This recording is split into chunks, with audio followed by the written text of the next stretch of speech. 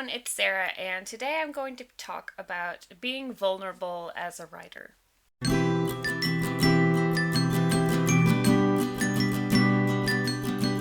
So, if you want to be a writer and you want anyone to read your work ever, there are a lot of times when you have to be willing to make yourself vulnerable. For those of you who are newbie writers, if you are waiting for a time to feel 100% comfortable with your writing before you show it to anyone, you're going to be waiting for a long time.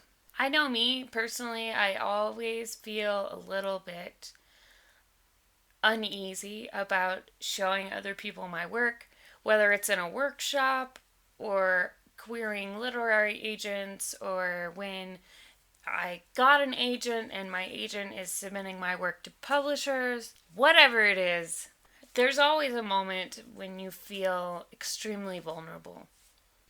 And I've been doing this a very long time, submitting my work for other people to read or judge in some cases, and I can tell you that never goes away. I have had a lot of moments in my life where I felt very vulnerable as a writer. Anytime I've submitted my work to anything, whether it's a writing contest or a literary agent or publishers, when I've submitted my plays to theaters, that always involves feeling uncomfortable a little bit and feeling a little bit like you're on display. Especially because as writers, I think we tend to put a lot of ourselves into our writing, and even if it's not autobiographical, it still feels very personal. And it's not always easy to put yourself out there. I mean, even just as a YouTuber, even if you're not a writer at all, or putting yourself out there for a job interview or anything like that, there are a lot of moments when you need to be okay with being a little bit vulnerable. I have a play being produced in January here in Atlanta, and I was recently able to attend a read through of the whole play, and it's been a while since I've done anything like that. So, I mean, I definitely had a moment where I was sitting there and all of these people were reading words that I had written, and it sort of freaked me out for a moment. Even though they had all already read the script before it's being produced, like this is happening, and nothing bad is going to happen from these people reading through the script, but I still had the moment where, I felt a little bit nervous.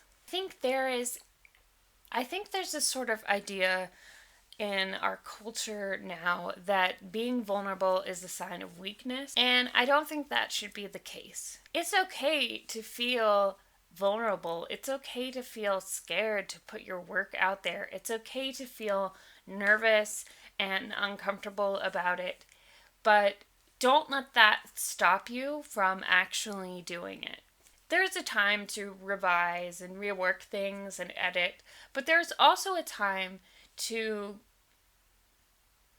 send your work to someone else, whether it's a critique partner or a beta reader or a literary agent or even a publisher, or even when you're finally publishing your work and sending it to the actual readers. There's always going to be a little bit of discomfort in that, and it's always going to make you a little bit nervous, but it's that whole saying of feel the fear and do it anyway.